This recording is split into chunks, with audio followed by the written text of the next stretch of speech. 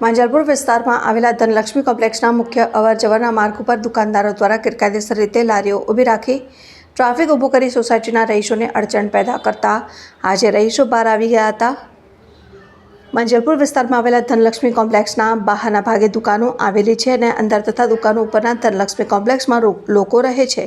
અહીં છેલ્લા દોઢેક વર્ષથી દુકાનદારો દ્વારા પોતાની આર્થિક લાભ અને દુકાનો આગળની પેવર બ્લોકવાળી જગ્યાએ ગેરકાયદેસર રીતે ભાડું ખાઈને લારીઓ ઊભી રાખે છે અને ખાણીપીણીની ગેરકાયદેસર લારીઓને કારણે ધનલક્ષ્મી કોમ્પ્લેક્સના મુખ્ય બંને તરફના પ્રવેશદ્વારો પર લોકો ગમે તે આડેધડ વાહનો પાર્ક કરી દે છે।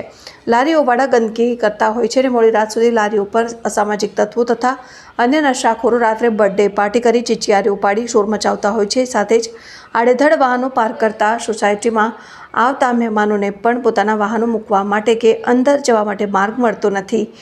અમદાવાદથી લંડન જતી એર ઇન્ડિયા બોઇંગ વિમાન દુર્ઘટનાગ્રસ્ત થયું, જેમાં ધનલક્ષ્મી કોમ્પ્લેક્સના કલ્પનાબેન પ્રજાપતિનું મોત નીપજ્યું, જેથી તેમના શોકમાં સહભાગી થવા સગાઓ અને અન્ય લોકો આજે ધનલક્ષ્મી કોમ્પ્લેક્સમાં આવી રહ્યા હતા, પરંતુ અંદર જવા માટે ગાડીઓ હોર્ન મારવા છતાં લોકો વાહનો ન હટાવતા કોમ્પ્લેક્સના મહિલાઓએ વાહનો હટાવવા માટે કેટલાક વાહન ચાલક યુવકોને જણાવતા લુખ્ખા તત્વોએ મહિલાઓ સાથે દાદાગીરી કરીને જેના પગલે ધનલક્ષ્મી કોમ્પ્લેક્સના તમામ રહીશો બહાર આવી ગયા હતા અને પોલીસ તથા પાલિકાને દબાણો કાયમી ધોરણે હટાવવાની માંગણી કરાઈ।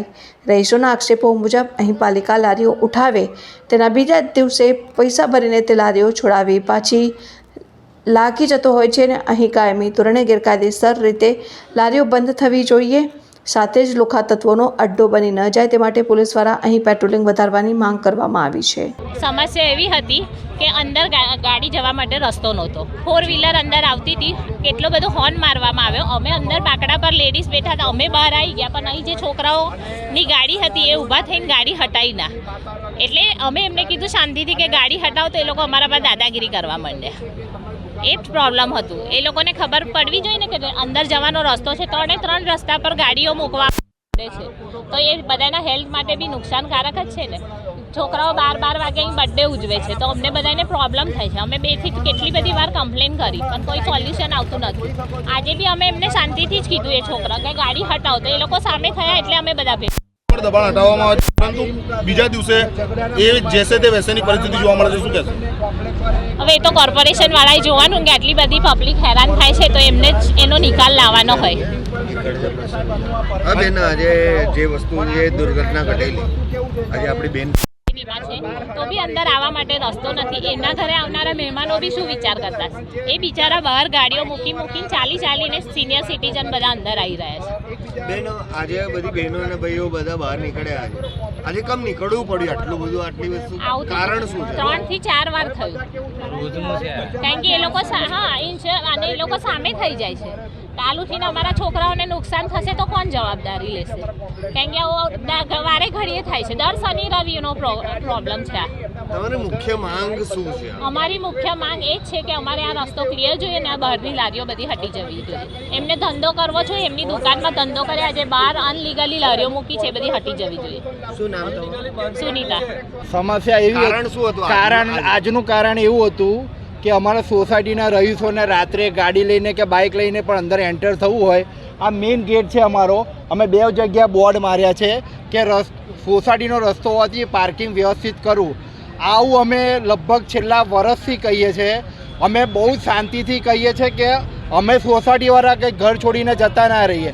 આ બધા કેવું કરે છે કે દુકાનમાં ધંધો કરે યોગ્ય છે, પણ દુકાનની બહાર લારી ઉપર રાખીને જે ભાડે જગ્યા એ લોકો ભાડું ખાય છે અને હેરાન અમે થઈએ છીએ। અને બીજું, કોઈ પણ સારો ખોટો પ્રસંગ અમારી કોમ્પ્લેક્સમાં હોય, એમ્બ્યુલન્સે પણ આવવું હોય, જવું હોય, તો કોઈ પણ માર્ગ નથી મળતો।